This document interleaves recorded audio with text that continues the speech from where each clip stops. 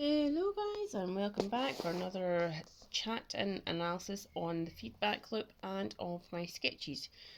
So as you can see, number one, I didn't finish. I didn't finish it purely because the eyes hadn't worked out and I'd made them the wrong angle, so it's completely off.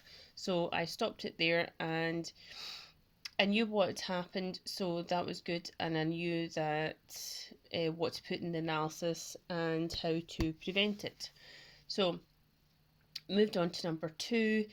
This one took 3 minutes 20 seconds instead of 3 minutes, and instead of 4 minutes like last week. I utilised geometric and observational methods. If you don't know what they are, please contact me and I will let you know. And the reason I'm talking about timing is because I am cutting down the amount of time that it takes for me to sketch a certain thing so that I can get proportions correct the first time without going over the lines repeatedly, and so that I can make a clean and proportional sketch very quickly. The third one did not work out either.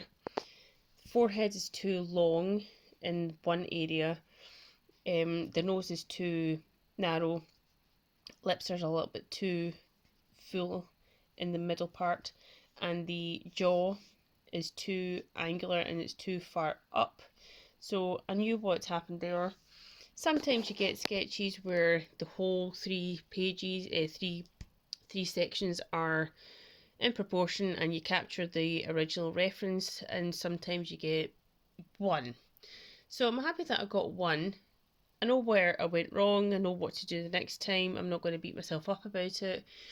That's one thing I have learned, is I know I can improve next time, and I know where I went wrong essentially. So yeah, I'm not too bothered about it. I'm glad that I got one, and it's close to the reference as well. So see you later, guys. Bye.